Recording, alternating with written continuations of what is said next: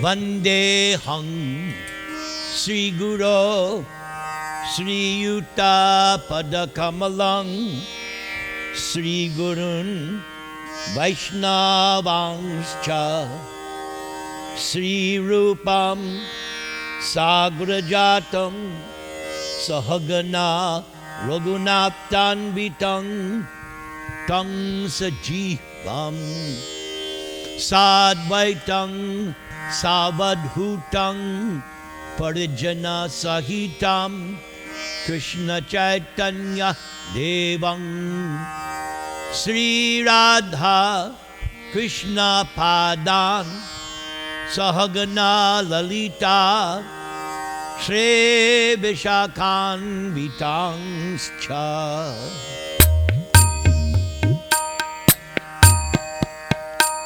Krishna Krishna Krishna Krishna Krishna Krishna Krishna Hey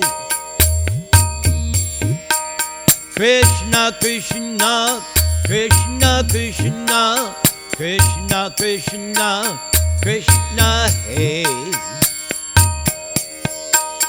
Krishna Krishna Krishna Krishna Krishna Krishna Rakshamam Krishna Krishna Krishna Krishna Krishna Krishna Ahimam Rama Raghava Rama Raghava Rama Raghava Rakshamam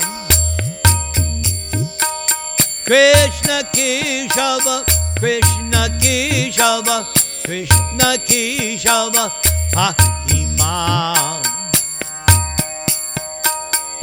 Nama Om Vishnu Padaya Krishna Preshtaya Bhutale Sri Mate Bhakti Vedanta Swamin Iti Namine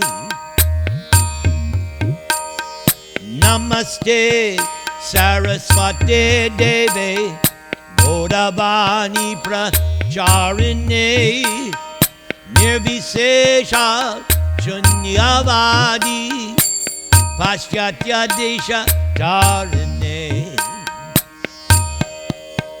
Sri Krishna Chaitanya Prabhu Nityananda Sri Advaita Gadadhara Srivas Adi Gaur Bhakta Vrinda Hare Krishna Krishna Krishna Hare Hare Hare Rama Rama Rama Hare Hare Hari Haraye Namaha Krishna Yadavaya Namaha Gopala Govinda Ram Sri Madhu Sudana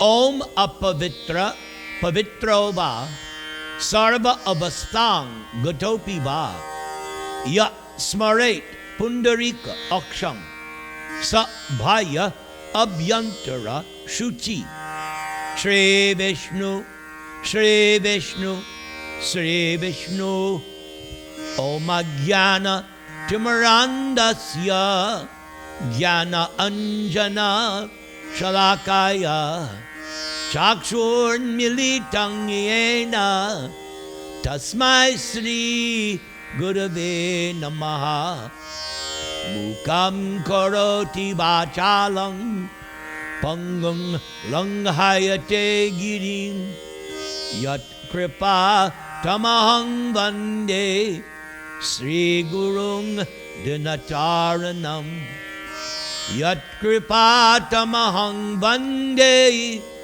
Parama Ananda Madhavam Trinadapi Sunichena Tarar Eva Sahishnuna Amanina Manadina Kirtaniya Sadahari Hare Nama Hare Nama Hare Nama Eva Kevalam Kalo Nastyeva Nastyeva Nastyeva Gatir Anyata Guru Mukha Padmavakya Chitete Koriya Aikya Arana Koriho Mane Asha. When Prabhupada visited Japan in order to secure his book publishing with the company Dai Nippon, Prabhupada went on the Tokyo subways, and Prabhupada was very impressed how they were exactly like clockwork on time.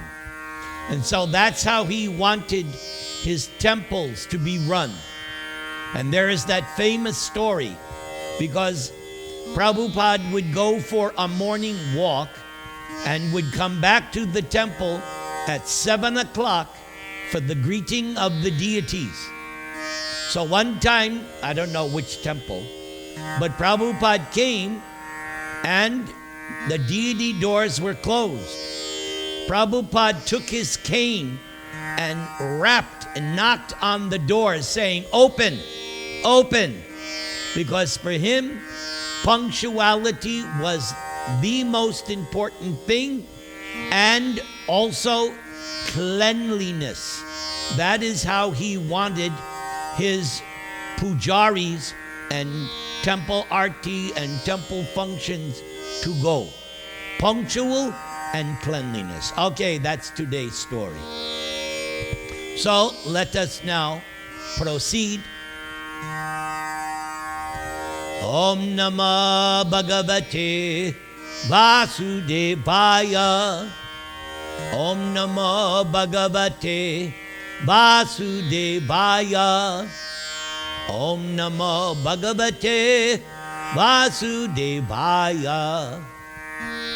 So last week we got the introduction to this next chapter, 88, the deliverance of Lord Shiva.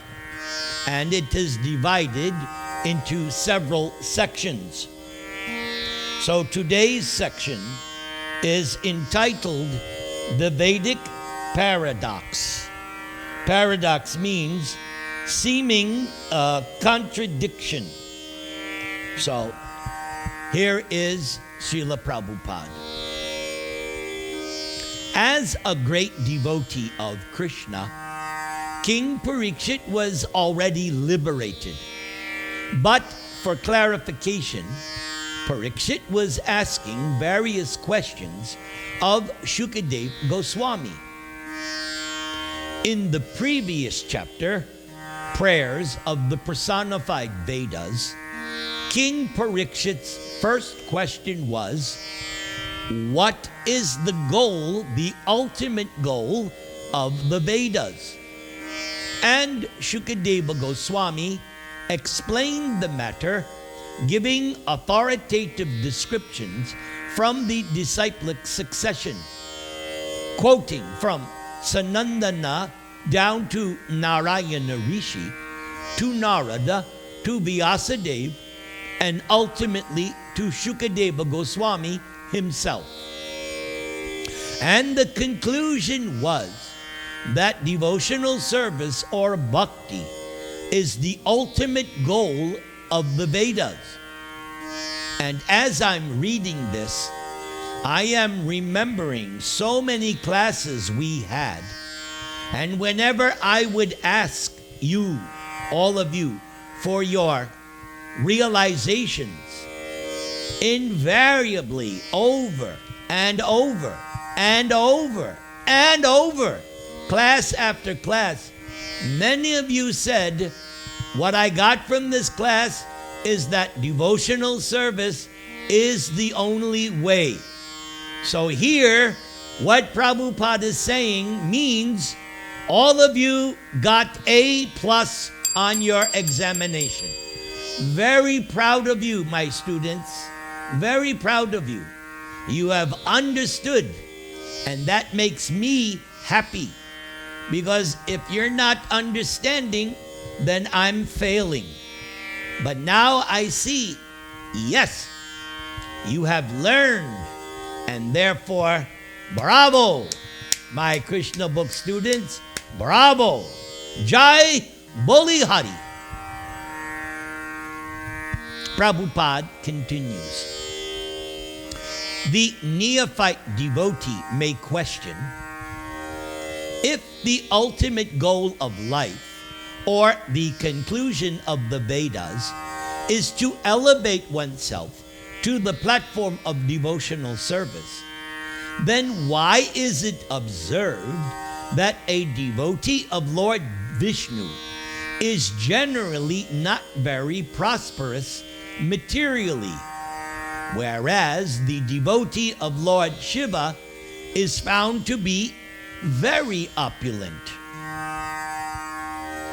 In order to clarify this matter, Parikshit Maharaj then asked Shukadev Goswami, "My dear Shukadev, it is generally found that those who engage in the worship of Lord Shiva, whether in human, demoniac, or demigod society, becomes materially very opulent, although Lord Shiva himself lives just like a poverty-stricken person.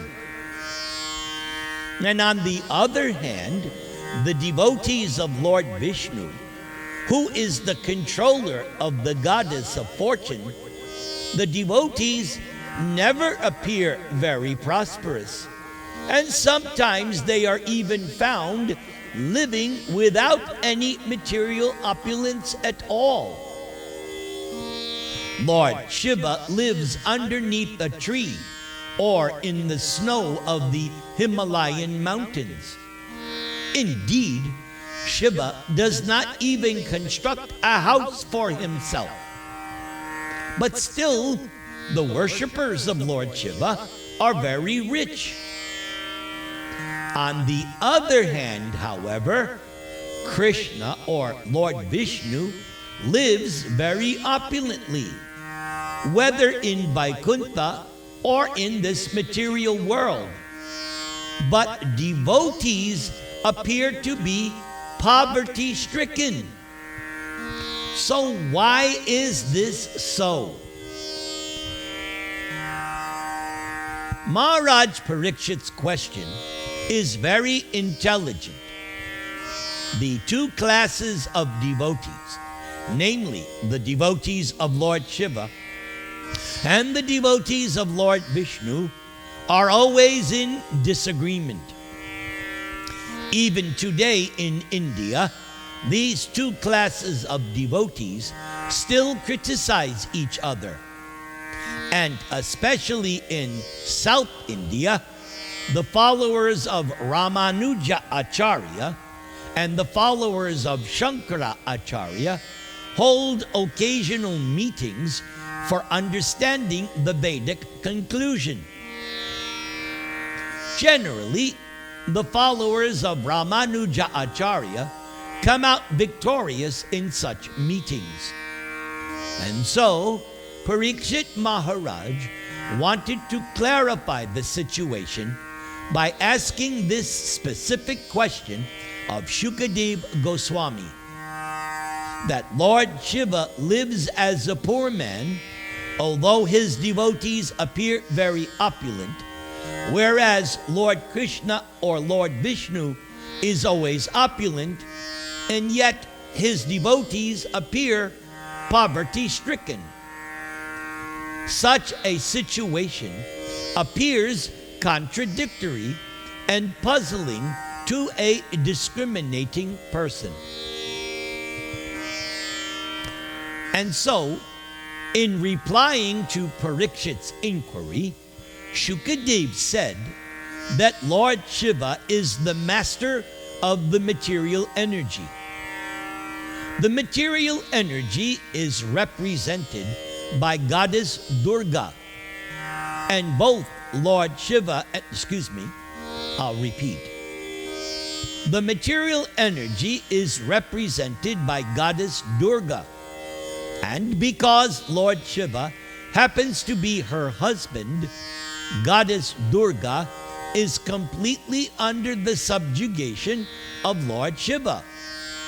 Thus, in this sense, Lord Shiva is understood to be the master of this material energy. The material energy is manifest in three qualities: goodness, passion, and ignorance. Therefore, Lord Shiva is in association with these qualities because he is the master of these qualities, just for the benefit of the conditioned soul. And yet, Lord Shiva, although the director of the three modes, himself is not affected. Although the conditioned soul is affected by the three material qualities, Lord Shiva, being the master of these three qualities, is not.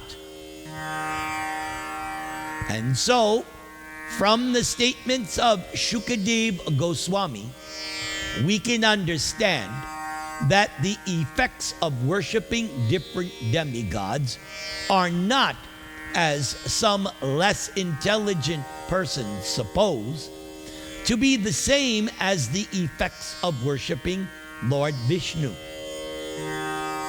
In his response, Shukadev clearly states that by worshiping Lord Shiva, one achieves a particular reward, whereas by worshiping Lord Vishnu, one achieves a different reward. This is confirmed by Krishna in Bhagavad Gita in the following verse: Yanti deva vrata devan patrin yanti patri vrata bhutani yanti bhuteja yanti mad yajino pimam. Those who worship different demigods achieve the desired results those respective demigods can reward. Similarly, those who worship the material energy receive the suitable reward for such activities. And those who worship the Pitris receive similar results.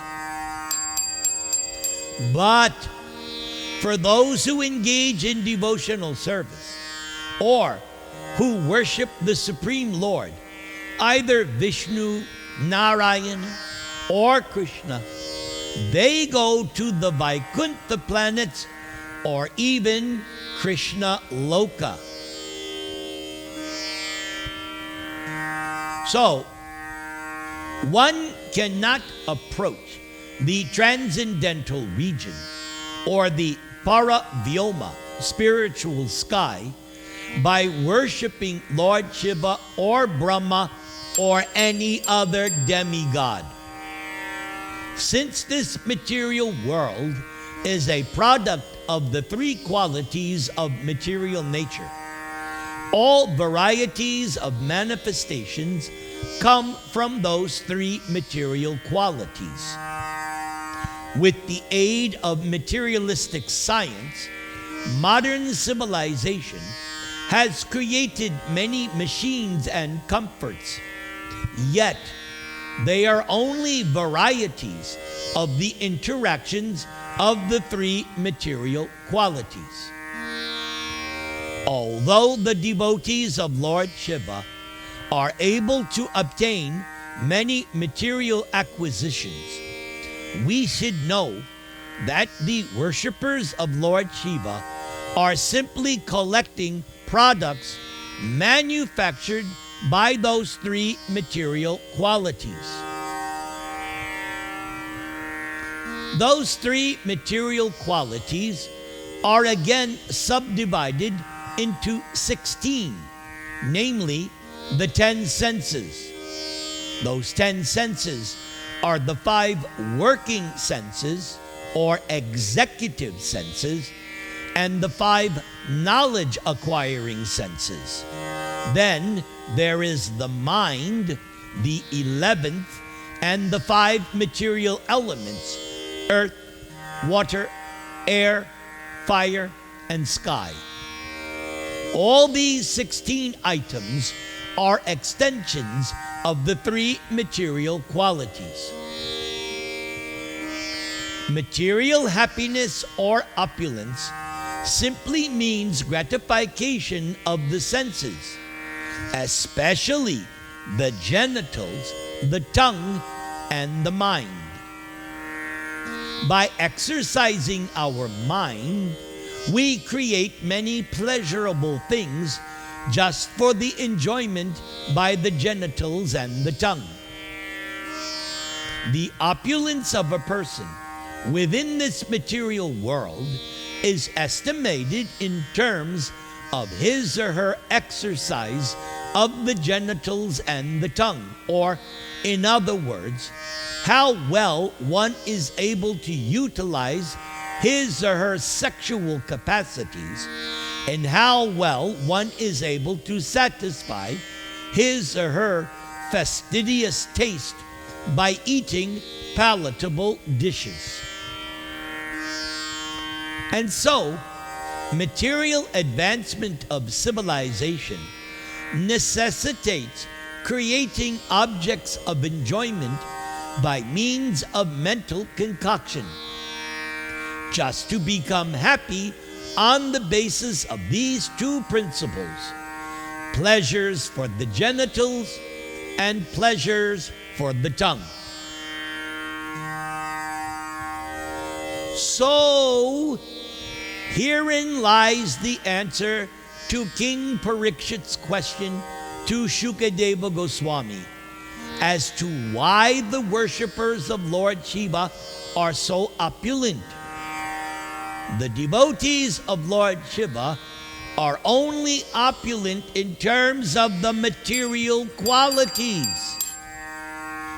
But factually, such so-called advancement of civilization is only the cause of further entanglement within material existence. So actually, it is not advancement, but actually degradation. The conclusion is that because Lord Shiva is the master of the 3 qualities, his devotees are given things manufactured by the interactions of these qualities for the satisfaction of the senses. However, we get instruction from Lord Krishna in Bhagavad Gita in chapter 2 that one has to transcend this material qualitative existence. Krishna uses the words Nistray Gunyo Bhavarjuna. Actually, the mission of human life is to become transcendental to the 3 qualities.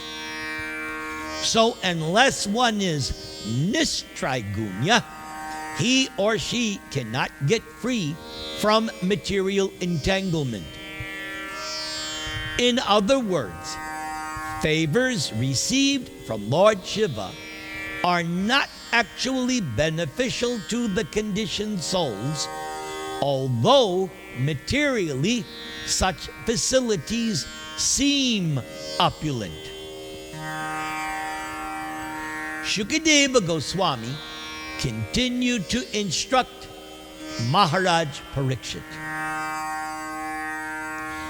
The Supreme Personality of Godhead, Hari, is transcendental to the three qualities of material nature.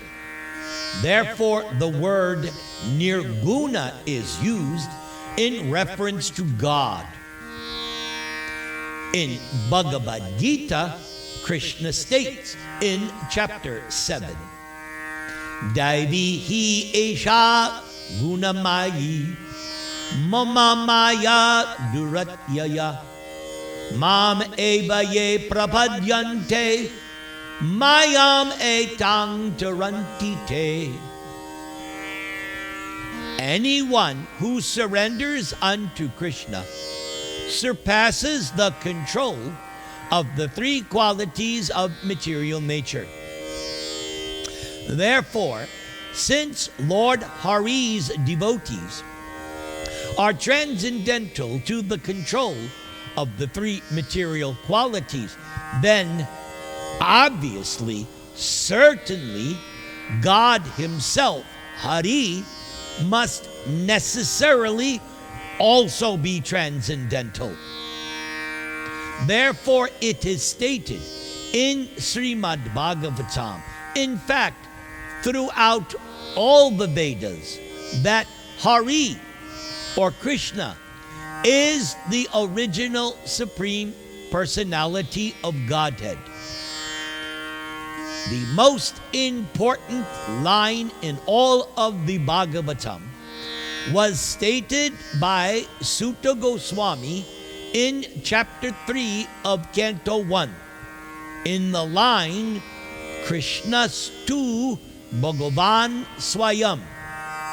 And by the way, we read and discussed that last week. There are two kinds of prakritis or potencies.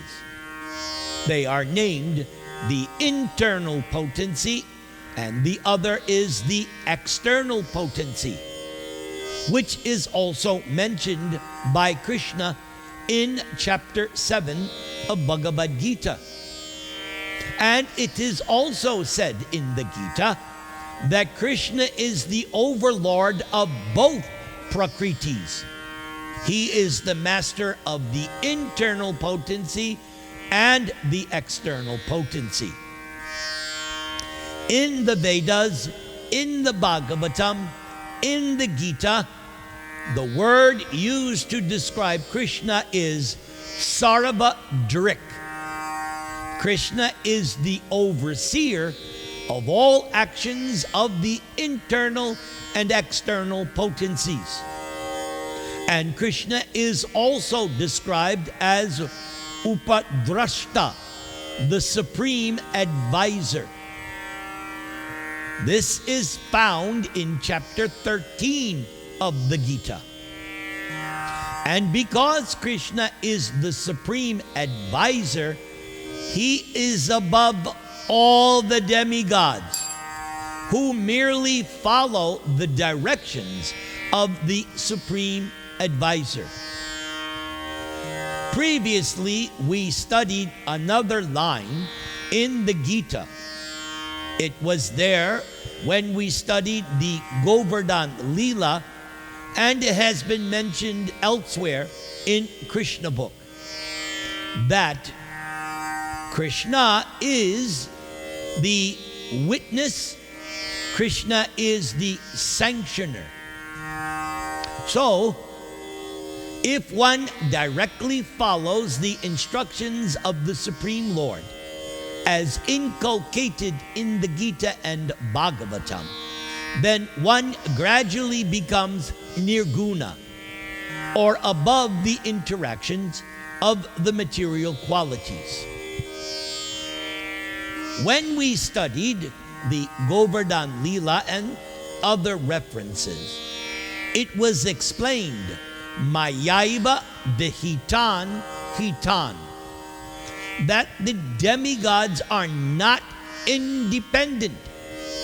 Before any demigod can give anyone a benediction, the demigod has to get sanction from Krishna within. That is the significance of this line, Mayaiva Vihitan Hitan, which appears in chapter 7 of the Gita. To be nirguna means to be bereft of material opulences, because as we have explained, material opulence means an increase of the actions and reactions of the three material qualities. By worshiping the Supreme Personality of Godhead, instead of being puffed up with material opulences, one becomes enriched with spiritual advancement of knowledge in Krishna consciousness. To become nirguna means to achieve eternal peace, fearlessness, religiousness, knowledge, and renunciation. All these symptoms of becoming free from the contamination of the material qualities. This concept of nirguna has been explained several times throughout Krishna book. Specifically, we studied it when we learned early when Lord Brahma stole the cowherd boys and calves. And when Brahma finally bowed down to Krishna, crying, falling down like a stick, begging forgiveness, at that time we understood the meaning of nirguna. Nirguna means Krishna has no material qualities, but that does not mean that Krishna is formless or that Krishna is without qualities. Because although Krishna has no material qualities, he is full of transcendental qualities which attract Radharani, the gopis, the residents of Vrindavan. Hence, all devotees of Krishna are attracted to him because of his spiritual transcendental qualities. The Mayavadis say that the word nirguna means Krishna is without any qualities, material or spiritual. Therefore, the Mayavadis cannot be accepted, their conclusion cannot be accepted by any sane devotee. Because even Lord Brahma in his Brahma Samhita says that Krishna is achintya guna swarupam, that he has inconceivable transcendental potencies and qualities. One of the biggest sins of the Mayavadis is to deny Krishna's potencies and Krishna's opulences. In a previous class, we studied how there are 6 transcendental opulences of Krishna. And later on, as we get to the final chapter of Krishna book, we will see Shukadeva Goswami explain that there are also other statements explaining the nature of Krishna. But for now, the most important thing to understand is that Krishna has no material qualities, but he is full of transcendental qualities. That is the real purport of the word nirguna. Now, we will have our weekly blessing of the prayers of the personified Vedas. Excuse me, not the prayers. The prayers of Lord Nrsingadev. I'm still caught up in the prayers of the personified Vedas. No, prayers of Nrsingadev.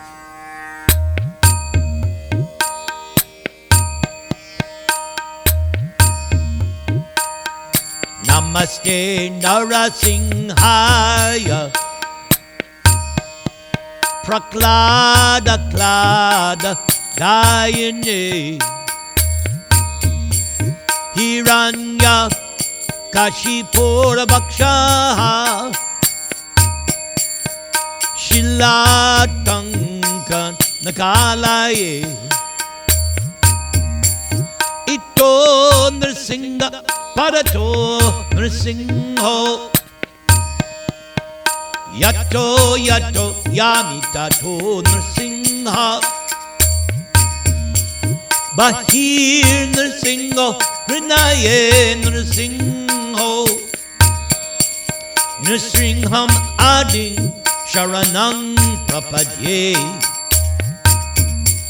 Nrsimham Adin Sharanam Prapadye Nrsimham Adin Sharanam Prapadye Tavakara Kamala Varei Nakam Adbhuta Sringam Dalita Hiranya Kashipu Tanu Bringam Keshavadrita Narahadi Rupa Jai Jagadisha Hare Jai Jagadisha Hare Jai Jagadisha Hare Keshavadrita Nrsinga Rupa Jai Jagadisha Hare Jai Jagadisha Hare Jai Jagadisha Hare Jaya Jagadish Jaya Jagadish Jaya Jagadisha Hare Hare Jaya Jagadish Hare Hare Krishna Hare Krishna Krishna Krishna Hare Hare Hare Rama Hare Rama Rama Rama Hare Hare Om Tat Sat